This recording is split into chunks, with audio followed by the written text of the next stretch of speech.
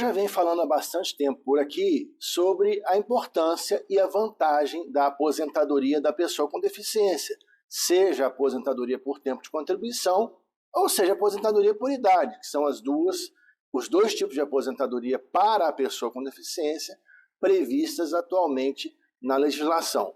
Temos também a aposentadoria por invalidez ou benefício por incapacidade permanente, que é um outro tipo que serve tanto para pessoas com deficiência como também para pessoas sem deficiência. Mas a gente tem focado bastante aqui nos dois tipos que eu acabei de comentar, que são a aposentadoria por tempo de contribuição e por idade da pessoa com deficiência. Você vai encontrar aqui no canal bastante informação, bastante material sobre esses dois tipos de aposentadoria.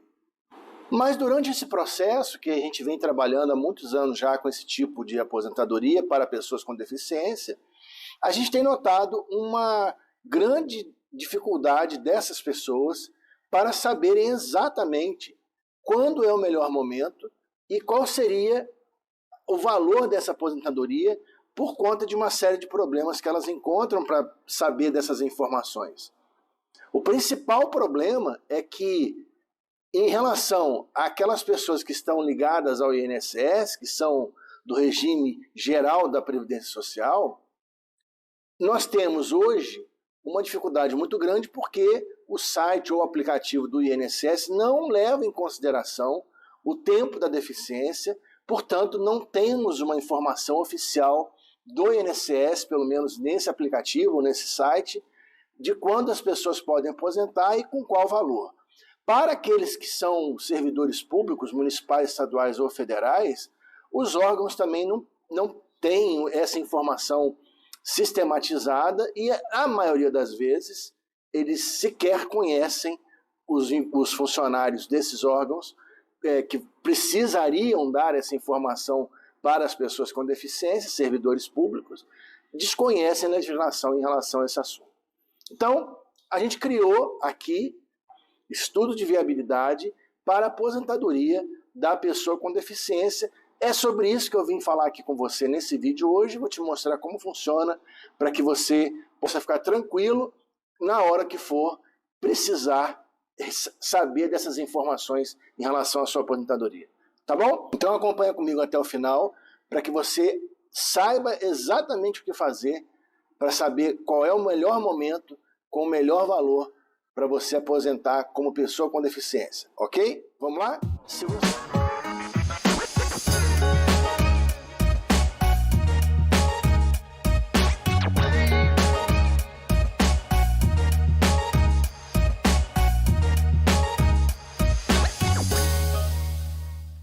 Ok? Vamos lá? Se você ainda não é inscrito aí no nosso canal, se inscreva agora, aperta aí o sino para poder receber todas as notificações de tudo que a gente tem feito por aqui e também em outras redes sociais. Acompanhe a gente para poder ficar por dentro de tudo que acontece, beleza? Dá essa força para a gente e aí você também vai ser beneficiado, porque você vai receber gratuitamente essas informações diariamente.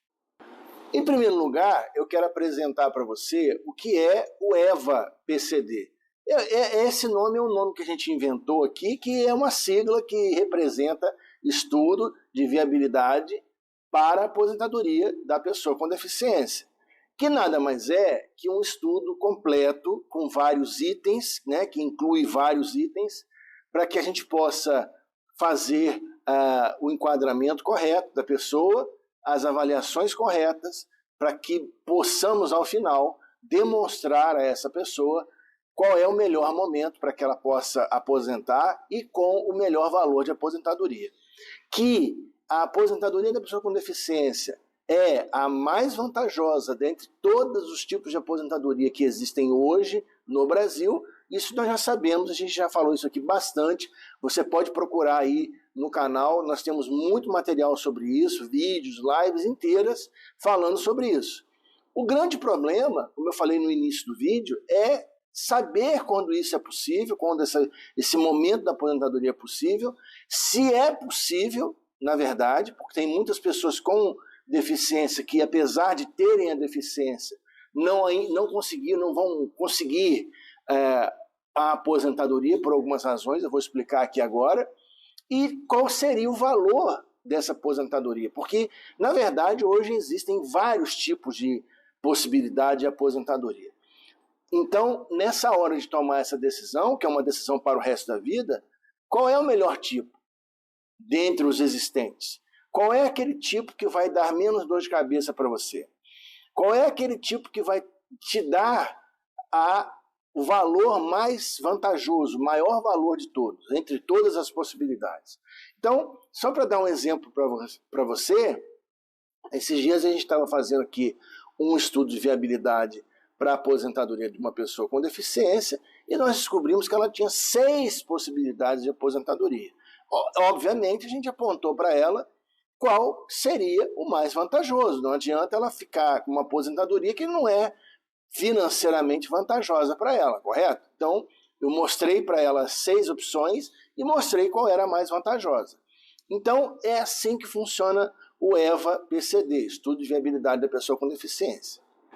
Vou mostrar para vocês agora quais são os itens que esse estudo de viabilidade tem. O primeiro item é uma análise detalhada de todas as contribuições da pessoa. Então, vou separar aqui em 2 etapas.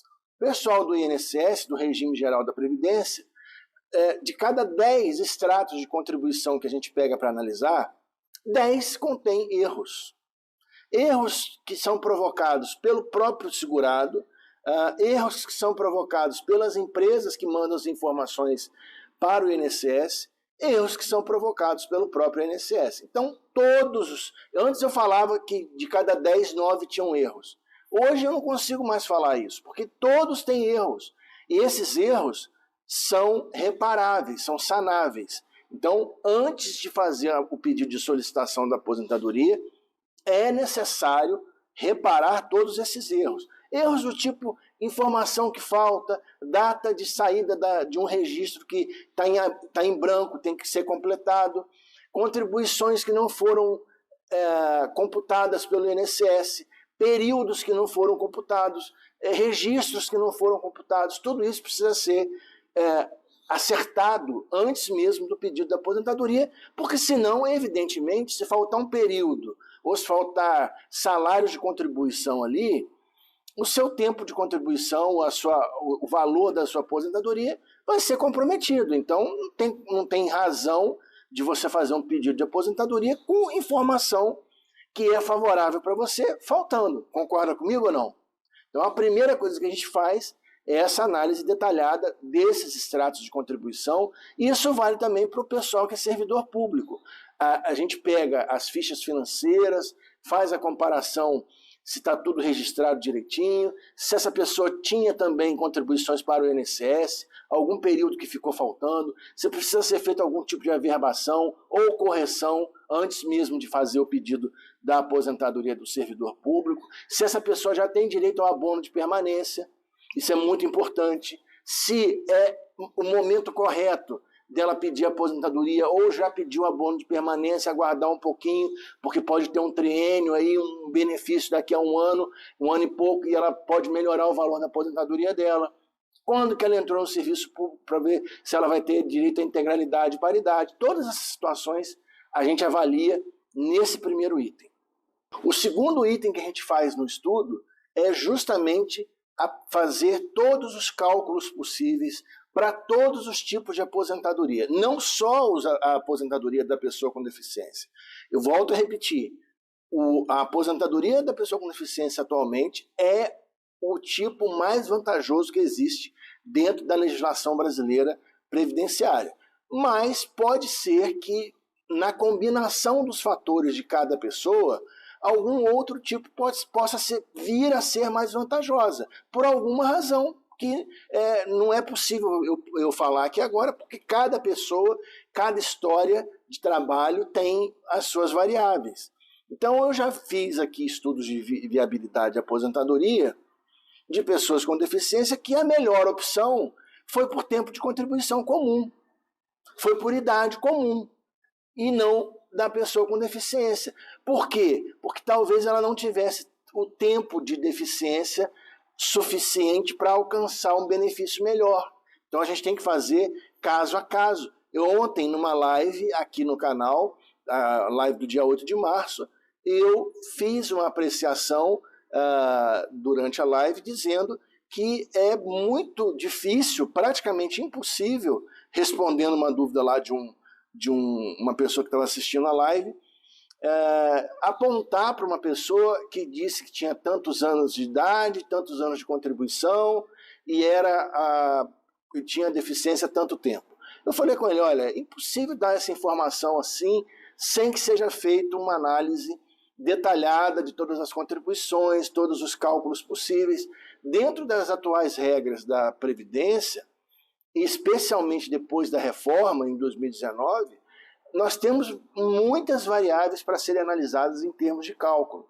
Então, o cálculo previdenciário hoje é feito por muito poucas pessoas, tem muito pouca gente que tem realmente conhecimento sério e aprofundado em relação a cálculo previdenciário, porque é algo que não é simples de fazer.